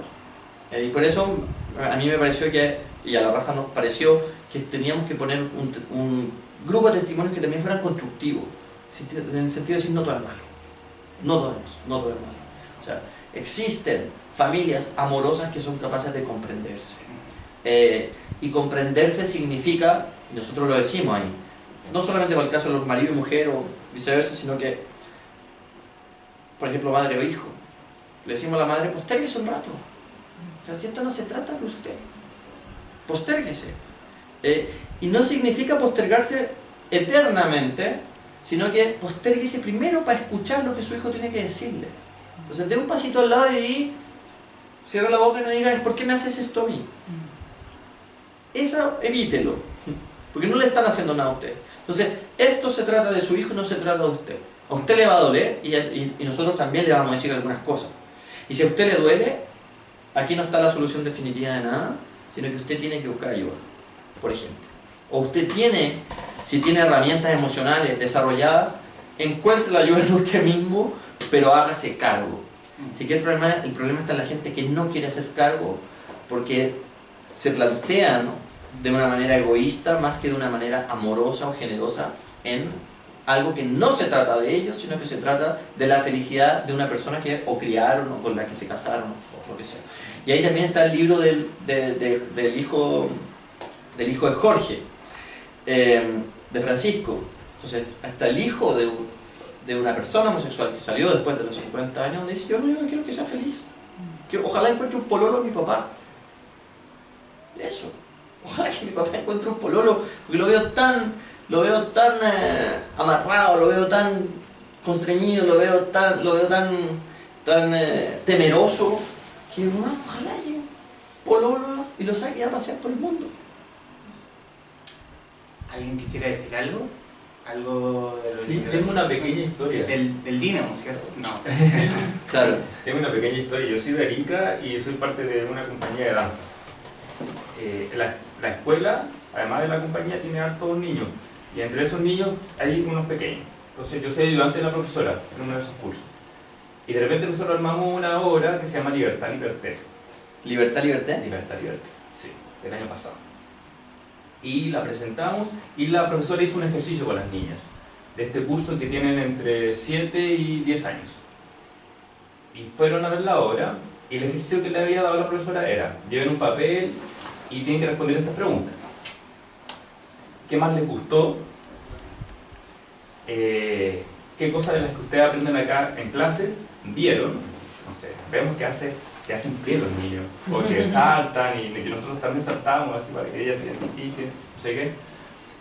Y ya hicieron ese ejercicio, volvieron a la clase y de repente formamos como un círculo para conversar. Y la profesora, alguien quiere decir algo, que comente lo que vio, lo que sintió. Y la niña levanta la mano así, la que nosotros menos esperábamos, porque igual es súper introvertida y súper especial.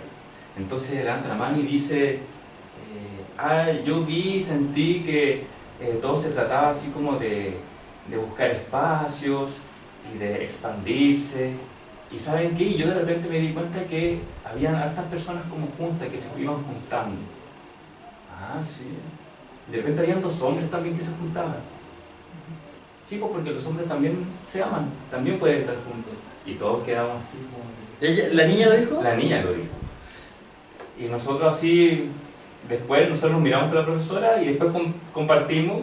Y varias niñas habían tenido sensaciones diferentes, opiniones diferentes y todo el tema, pero la de ella como que nos daba a nosotros una muestra y nos emocionaba también de que en realidad Los niños ella no tienen en ese prejuicio. acto, claro, no había prejuicio. Los niños no tienen prejuicios, son los adultos los que le imprimen Exacto, los prejuicios. sí. Y esa es la manifestación más clara.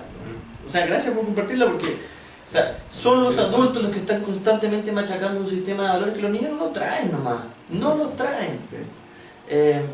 Y ahí, o sea, es tan importante el rol que tiene un adulto para desinstalar o instalar valores como esos, que nadie puede renunciar a aquello. O sea, nadie puede renunciar a aquello. Y les cuesta mucho. Les cuesta mucho. Y se equivocan mucho los adultos, pero muchos de ellos lo terminan haciendo igual. Me acuerdo que mi hermano me contó que a su hijo chico, que ya no es tan chico hoy, su hijo chico le preguntó: papá, ¿ser homosexual es malo? A mi hermano, a su hijo. O sea, el hijo le preguntó a mi hermano, cuando debe haber tenido unos 10 años. Mi hermano le dijo: no es bueno. ¿Pero por qué mi hermano le dijo que no era bueno? Porque no supo qué responderle. Y después, mi hermano le dijo: ¿sabes qué te tengo que decir? Te di y respondí algo que no correspondía. No es bueno ni malo.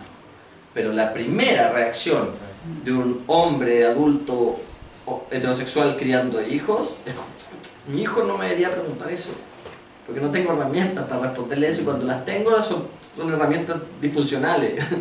Entonces depende mucho, o sea, el grado de conciencia que tenga un adulto en relación, por ejemplo, la crianza de un hijo en este tema, es fundamental para cambiar la sociedad, fundamental. Me parece, ahora, a mí me parece muy bonito el tema y lo que has planteado.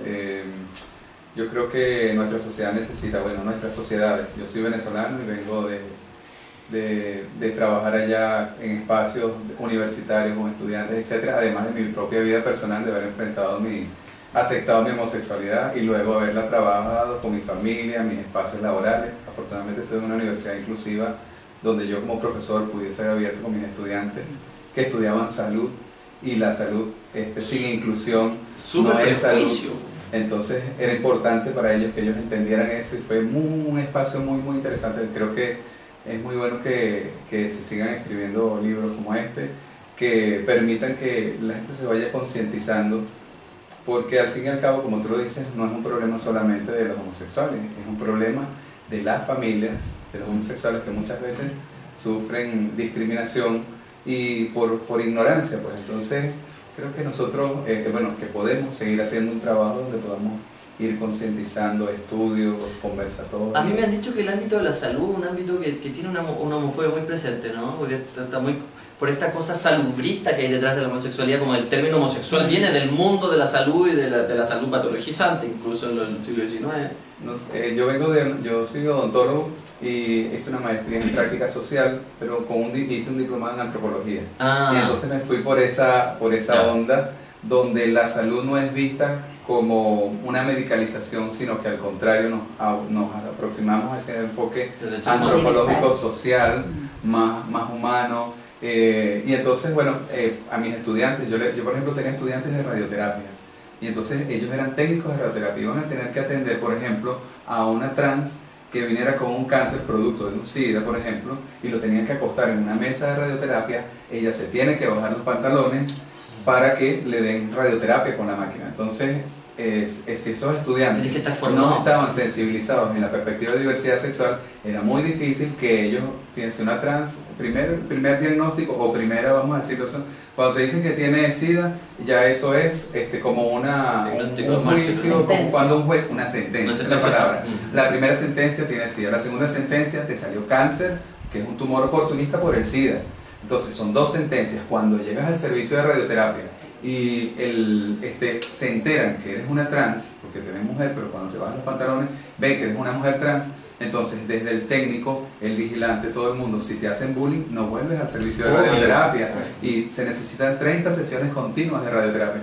Pero no es solamente en el ámbito de la radioterapia, también le dimos clase a los estudiantes de gestión de salud pública, y había una profesora que decía: si un médico se equivoca con un paciente en una cirugía, operando, un cirujano, se mata a un paciente, pero si un diseñador de políticas de salud diseña unas políticas excluyentes, va a ocasionar la muerte de muchas personas, porque al disminuir su acceso a los servicios, al disminuir el acceso a la información, entonces estás matando a un montón de gente.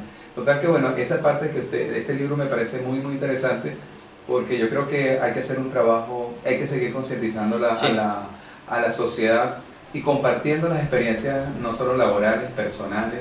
Aquí está mi hija con su pareja también, que acaban de llegar hace 3 días de Venezuela. Bienvenidas. Ellas dos. Casualmente me tocó la experiencia de tener una hija también con diversidad sexual. Yo, para mí eso fue una sorpresa, pero qué bueno que me he formado durante todo este tiempo para poder aceptarla a ella. Sin embargo, tenemos problemas con la otra hija que más o menos, aunque sí nos acepta, pero de a poco, pero mi ex esposa tiene cuando tú estabas hablando de eso me sentí muy identificado y ella también lo estaba realmente lo que pensando. estaba hablando, permítame decirle, es mi historia realmente. Yo me crié con 2 padres, un padre y una madre. Yo tengo, digo que es lo mejor de 2 mundos porque a todo le he aprendido a ver el lado positivo. Sí, realmente a mi madre un poquito más cerrada de mente, le ha costado muchísimas cosas. Ella desconocía mucho de todo esto, o sea, no conoce nada de esto. En cambio, mi papá me ha enseñado. Yo viví siempre con mi mamá. ¿Pero te tocó educarla a ella? ¿A tu madre? No. ¿O no se deja siquiera? No deja.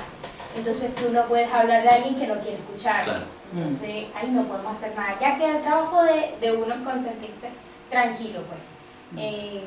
Pero yo tuve la suerte de tener un padre que sí me educó desde chiquita y para yo poder crecer en un ámbito, o sea, él sabía en qué yo me estaba criando, con qué madre. Entonces sabía que iba a ser difícil. Y entonces yo tenía lo mejor de 2 mundos. Cuando vivía con mi mamá en un núcleo familiar distinto, porque mi mamá tenía su esposo, su nuevo esposo, yo y mi hermana, un núcleo distinto. A cuando me venía de vacaciones con papá y su esposo, claro. Y de otro mundo. Entonces aprendí de los 2 mundos y tengo lo mejor de todo. Qué interesante historia, porque padre gay, hija lesbiana. Sí, ¿no? Es como. Al principio, cuando yo me sorprendí. O sea, podríamos haber pedido testimonio para el libro. Con gusto lo haríamos, porque de verdad que yo creo. Atento. Para salir del closet 2. Mira, es que de verdad que se tiene que seguir escribiendo, hablando. Yo tenía una compañera en la universidad que le decía, ella era de idioma.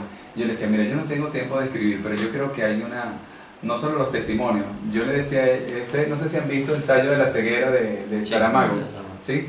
Bueno, esa historia donde todo el mundo se va quedando ciego, ¿verdad? A mí me dio la idea, ¿qué tal si se escribe un libro o una historia donde en el mundo comiencen a nacer todos los bebés, progresivamente comienzan a nacer todos intersexuales? Es decir, que todos comiencen a tener doble genitalidad, ¿verdad? Es decir, un pene y una vagina. Todos los bebés comienzan a nacer así en el mundo y de repente veamos el caso de la familia alta, el caso de la familia de estrato socioeconómico bajo, o sea, veamos como diferentes tipos de familias. ¿Y qué pasa entonces? ¿Qué pasaría con el ser humano? ¿Qué empezaríamos a entender? ¿Qué empezaríamos a discutir? Porque yo recuerdo que hay una isla donde hay mucha intersexualidad y que los casos de intersexualidad son los que permitieron entender el tema del género ya no desde el punto de vista biológico, anatómico solamente, sino que en esos casos tuvimos que esperar a que ellos manifestaran sus roles, sus sentimientos, todo para saber hacia dónde se orientaban. Entonces nos dimos cuenta que el género determina y está por encima, pues es más fuerte que el social, sexo. además. Exacto, estás por encima del sexo, de tu genitalidad, de tus cromosomas, de tu hormona.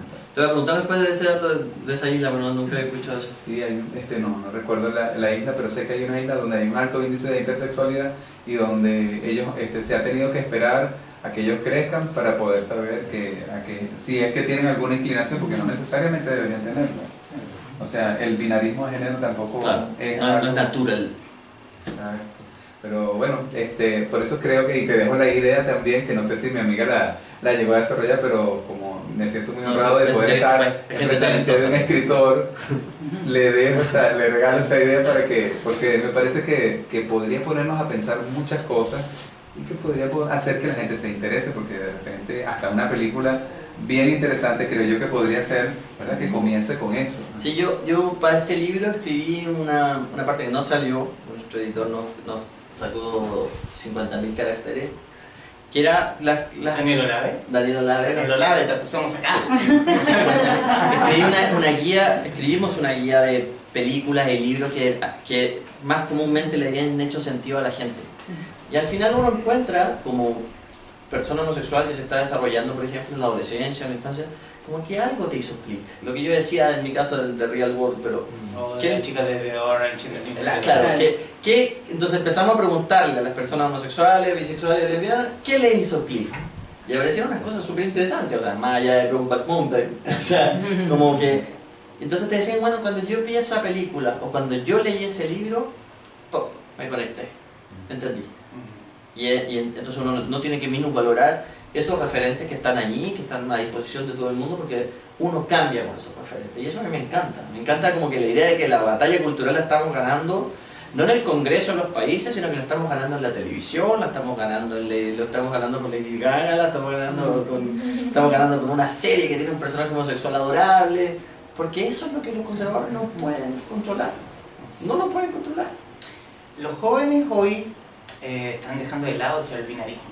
Y claro, lo tocamos muy por encima, pero ver el tema de la bisexualidad, porque quizás podamos entender desde la ignorancia de cada uno que tu hijo varón sea gay o que tu hija sea lesbiana, pero cómo entendemos como sociedad al que te dice, ¿sabes? Soy bisexual. ¿Cómo nos vamos de cabeza a decir, ¿sabes qué? Te abrazo, bueno, te entiendo. Pero es que este tema de binarista, ¿no? Como, o eres una cosa o eres la otra, pero no puedes ser ni las dos cosas ni estar entre medio de las dos cosas. O sea, o eres hombre o eres mujer, entonces los trans fuera, ¿no? Excepto la democracia cristiana, que puede ser una cosa y la otra. Claro, puede ser. Yo también quería dar puede ser amarilla, puede ser roja, puede ser azul. Claro. Generalmente es más amarilla. Claro. Entonces, la sociedad te está permanentemente exigiendo decidir, ¿no? Tú eres hombre, tú eres mujer, tú te gusta el azul, te gusta el rosado. Países más avanzados han llegado a conclusiones un poco más elaboradas respecto de la neutralidad del género, por ejemplo, al momento de nacer. O sea, no estamos hablando del sexo biológico, sino que estamos hablando de la neutralidad del género como una cosa que se ha ido construyendo, y los jóvenes han entendido mucho mejor esto. Entonces, por ejemplo, han surgido conceptos como lo de lo queer, ¿no? O esta como cosa del género fluido, ¿no? En Brasil, por ejemplo, es muy común, como que de repente fuiste a un café y el chico que te atiende está vestido de lo que convencionalmente entenderíamos por un chico, y mañana está vestido de lo que convencionalmente entenderíamos por una chica y sigue manteniendo su bigote, ¿no? Entonces, una construcción que es más compleja. Y las personas bisexuales, yo creo que también les falta visibilizarse, ¿sí? Reconocer, mira, sabes que soy bisexual y de repente me gusta algo, y hay un orgullo incluso bisexual. Como la gente reivindica, cierta gente reivindica su bisexualidad, porque lamentablemente les toca convencer a los homosexuales y les toca convencer a los heterosexuales de que son algo que ninguno de ellos dos entiende. Hay bifobia. Hay bifobia. Convencer a mucha gente. Lo que dice, ¿cuál es tu nombre? Paula. Lo que dice Paula, o sea, la bifobia se expresa en el mundo heterosexual y en el mundo homosexual por la incomprensión que existe de eso mismo, ¿no? Y es simplemente por esta cosa cultural de que o eres A o eres B, pero no puedes ser nada entre medio. O mejor, eres A o eres Z, pero no puedes ser nada, no puedes ser M. Y se olvidan de las 50 sombras de gris que hay entre blanco y negro. Claro, y se olvidan de Kinsey, se olvidan de un montón de experiencias que ya nos han demostrado de que puede ser muchas cosas al mismo tiempo. Hay un ilustrador venezolano, Daniel Arzola, no sé si lo conoces. Sí, claro, amigo.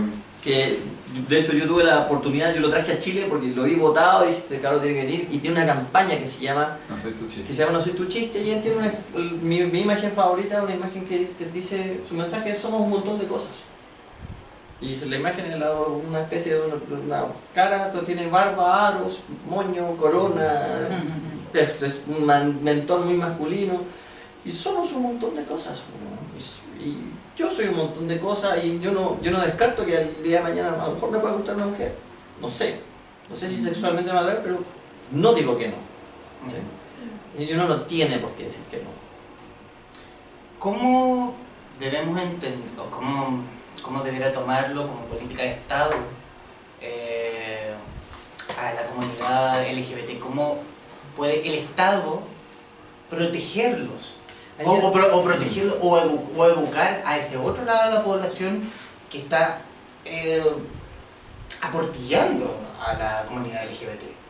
Sí, lo que pasa es que las políticas públicas están muy mediadas por los gobiernos de su tiempo. Entonces, esta falacia de que el Estado es una cosa permanente, no, el Estado es una cosa que está muy mediada, muy administrada por gobiernos de distintos signos políticos que pueden hacer más y pueden hacer menos, ¿no? Entonces, yo en Chile como que lo único que les encanta hablar de política de Estado es cuando tenemos que hablar del mapa de Bolivia, pero en nada más se habla de política de Estado, ¿no? No hay política de Estado de salud con el VIH, porque todos los gobiernos cambian sus políticas. No hay política de Estado respecto de la educación de las poblaciones LGBT. A mí me gusta mucho más hablar de población que de comunidad, porque la idea de comunidad tiene problemas cuando enfrentamos el asunto de las clases sociales, el asunto de los credos religiosos, el asunto de las matrices cognitivas, un montón de cosas. Pero el problema es que mientras esto no se trata de que no existe una política pública permanente en el tiempo, no vamos a tener, por ejemplo, escolares que se sientan bien en su escuela o personas que se sientan bien en sus trabajos. Y entonces estamos todo el tiempo legislando insuficientemente. Por ejemplo, la ley de antidiscriminación, ¿no? La ley de antidiscriminación, no sé si ustedes saben el caso, pero se presentó por primera vez en 2002 y tuvimos que pasar 10 años para que se aprobara en 2012 por el caso Zamudio, porque los parlamentarios estaban dispuestos a aceptar todo menos que incluyeran maricones en su ley. O sea, la palabra gay era la palabra que frenó 10 años una ley. 10. Y tenía que haber un mártir, lamentablemente. Y tenía que haber un mártir para que la ley se aprobara, que es exactamente lo que pasó en Estados Unidos con el caso de Matthew Shepard, con exactamente la misma ley. Que tuvo otros 10 años desde que mataron a Matthew Shepard, el Daniel Zamudio de allá, para que pudiera aprobarse la ley que hoy día también tiene su nombre. Hay un documental en Netflix que se llama Matthew Shepard is a Friend of Mine, que les recomiendo que vean porque es bien impactante en eso. Entonces, todo es muy incompleto, todo es muy temeroso, todo, o sea, las leyes salen matizadas o salen con elementos que no quisiéramos, ¿no? Entonces, la ley antidiscriminación, por ejemplo, en vez de repararle el daño a la víctima y que te tengan que pagar una multa, te tengan que pagar una indemnización si no te dejaron entrar a una discoteca por ser gay, tenés que pagar una multa de beneficio del Estado. El Estado recibe una cantidad de UF, no sé, 500 lucas, porque a ti te discriminaron por no entrar a la discoteca. Peor, tú tienes que demostrar que a ti te discriminaron en vez de que te discriminó, tenés que demostrar que no te discriminó, que eso se llama la inversión de la carga de la prueba. O sea, yo tengo que demostrar que ese hombre me discriminó y además, si yo lo demuestro, le pagan al Estado. ¿Qué clase? ¿Qué incentivo tienes para hacerlo? Claro, es un mal negocio. ¿Qué incentivo tengo para eso? ¿No? Entonces, muy incompleto, muy temeroso, muy ideologizado. Las leyes son muy pobres en general en los países, no solamente acá.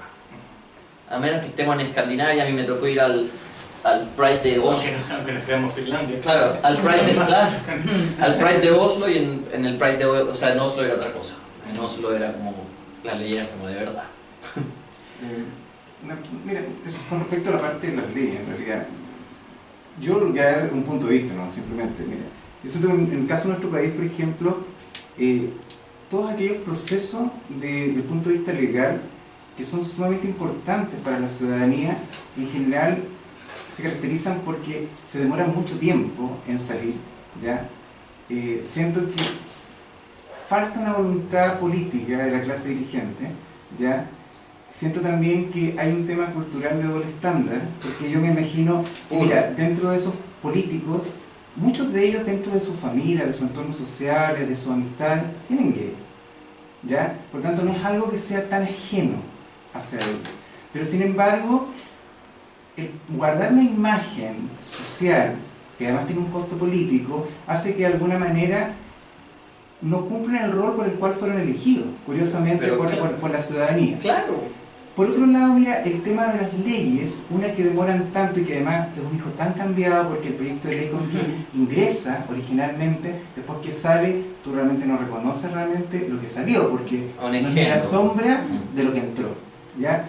Y por otro lado, cuando finalmente promulgas una ley que necesita muchas veces un reglamento para operativizarse y que tiene que bajar a los gobiernos locales, bajar a la ciudadanía, donde quizás el tema gay en la parte de la capital de nuestro país funciona un poco mejor, pero las regiones siguen siendo un oscurantismo. Yo te lo digo porque yo tengo amigos gay donde han llegado a diferentes regiones, ¿ya? Y donde finalmente con sus parejas y le han matado a sus perros, le han matado a sus gatos y se han tenido que ir.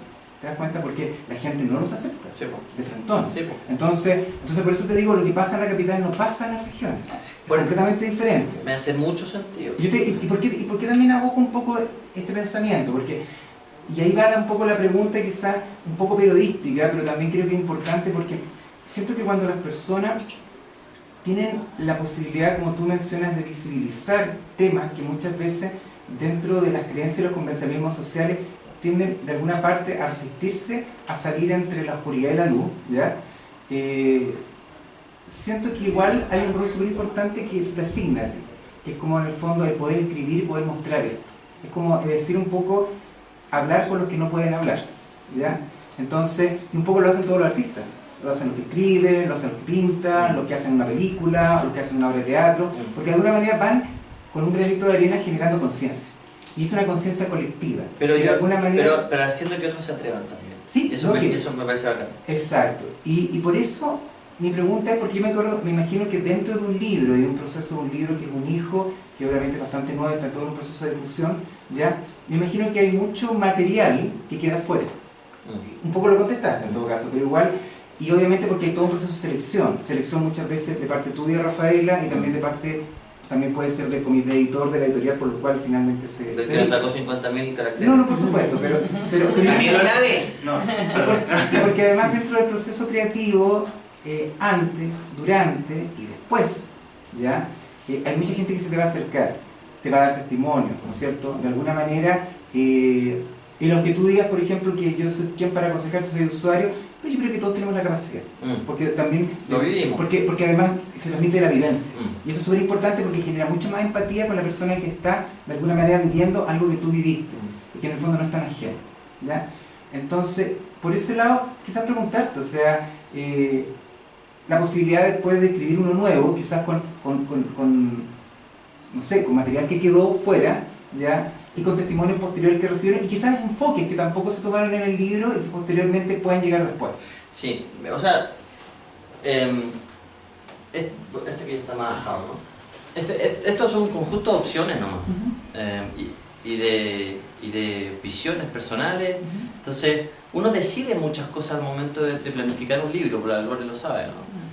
Uno decide muchas cosas y decide muchas cosas que dejar afuera. Entonces, el primer ejercicio fue: no queremos que este sea un libro de análisis de lo que está pasando en la sociedad, sino que queremos que lo que está pasando en la sociedad sirva para alimentar experiencias personales. Primera opción, ¿cierto? Entonces dejamos un montón de información. Yo que soy historiador quería ponerla toda, pero después uno como que empieza a soltar y dice, bueno, no necesito hacer 20 páginas de la historia de la homosexualidad en los últimos 20 años en Latinoamérica, sino que necesito usar la historia de la homosexualidad en Latinoamérica en 3 páginas o en nuestro contexto occidental o en 5 páginas para empezar a tocar la conciencia de las personas, y entonces mejor hablarle a las personas desde eso, ¿no? Esto mismo de incorporar a las familias o a los padres, eso no existe en libros sobre la homosexualidad. Para nosotros con la Rafaela fue fundamental, y fue fundamental para ella incluso como terapeuta, porque ella cada vez, o sea, ella ha mediado muchos procesos de salir del closet, ¿sí? Y en esos procesos de salir del closet no solamente ayuda a las personas que lo quiere hacer, sino que está ayudando también al padre que lo cita a una sesión y lo describe aquí incluso. Entonces son un montón de opciones y quedaron muchas cosas fuera. Yo tengo una obsesión ahora, que no lo hago en mi editorial, que es el tema de la religión. ¿Puedo ser procas? Yo lo he sido súper, así de hecho, voy a seguir siendo procas. Iba a hacer procas. una pregunta, pero dale. ¿Puedo seguir siendo procas? Sí. Yo creo que las iglesias, no las religiones, las iglesias se están cargando a los jóvenes, los están arruinando. Están arruinando la capacidad de ser quienes son. Entonces, tengo ganas de escribir un libro que sea relatos de personas homosexuales que han tenido buenas y malas experiencias con su iglesia, para demostrar que hay un tema ahí que no estamos abordando en plenitud. Entonces, de hecho tengo hasta el título, que se llama Dios te odia, pero en realidad es, entre paréntesis, Dios no te odia, pero no está entre paréntesis. Él no puede estar así. Porque todo el tiempo te están diciendo que Dios te odia. Ya, atento, vengo en Random House. Te están diciendo que Dios te odia, que Dios no te quiere homosexual, que Dios no te quiere de una cierta forma. Y tenemos testimonios de personas que han encontrado iglesias, por ejemplo, inclusivas. ¿Ya? Para mí la solución, siempre la mejor solución sería no creer en Dios, pero eso es un problema mío. La segunda mejor solución es no creer en la iglesia, pero el que quiera asistir a una iglesia y creer en Dios, que acepte, que vaya a una iglesia, que lo trate bien. Pero tenemos tantos testimonios de iglesias que han arruinado a jóvenes con terapias de conversión, con esta alianza maligna entre iglesia y psicólogo, como que de repente no sabéis si está yendo al psicólogo, si está yendo al cura, si está yendo al pastor, o está yendo al psiquiatra, porque el psiquiatra te diría al cura, y el cura te diría al pastor, y el pastor te diría al psicólogo. Hay una película que acaban de estrenar, Boy Erased, también sobre terapias de conversión, que las iglesias se están haciendo un daño enorme. La Rafa se reía, porque cada vez que yo escribía la palabra iglesia o algo así, le decía, está con la iglesia. Porque siento que están haciendo un daño muy grande. Están haciendo muy daño. Chicos, no vayan a la iglesia, relaciónense con Dios de manera personal.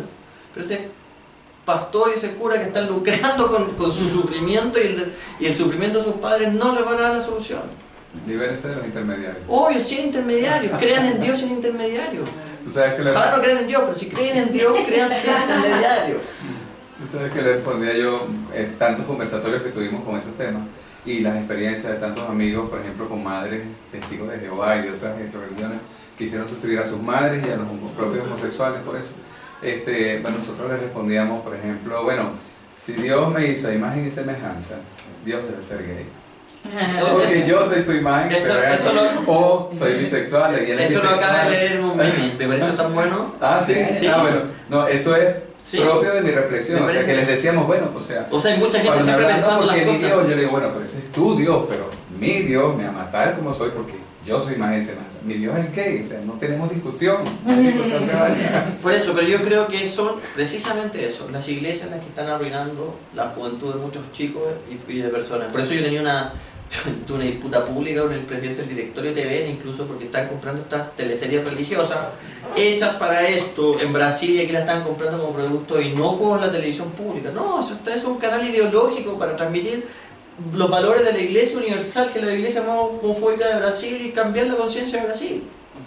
Y lo mismo que van a hacer con Chile, pero es que es un producto que se vende bien. No. Entonces me peleé con todo Chile por eso.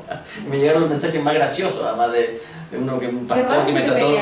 Ah, no, yo no me peleo en general, soy un tipo muy calmado, la estás ironizando. Pero eso. No, pero ya es así. Ironiza. Quedó mucho tema, quedó demasiado tema, pero ya llevamos más de una hora conversando acá. Y como no quisiera ser abogado del diablo, primero darte las gracias, Jaime, por venir, por hablar de tema tan necesario, tan propio, tan natural, aunque algunos no lo crean. Los cabros chicos no se hacen gays si ven a un gay, no. Eso no ocurre. Sí. Eso no ocurre. Y te quieren decir eso, te lo dicen. Eso no ocurre.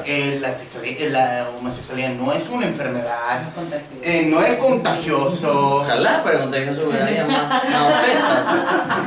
Ah, bueno. Pero no lo es. Claro, no es contagioso aún. Claro, estamos trabajando, el lobby gay está trabajando. Eres más hombre y mujer desde el marxismo internacional. Exactamente.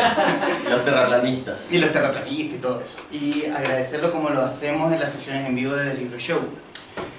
De Anthony McCarten, Las horas más oscuras, editado por Crítica. Ah, qué buena. Que es el libro que inspiró la película, protagonizada por Gary Oldman. Que todavía no la veo, pero tenía muchas ganas de verla. Es muy buena película. Y además...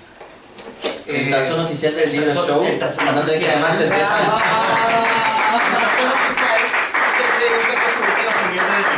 Gracias.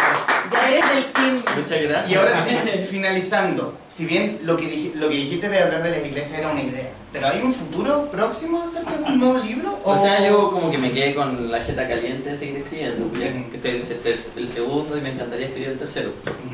Así que estoy en eso. No estoy en eso, estoy pensando en el cómo. Perfecto. Por el momento estamos en eso.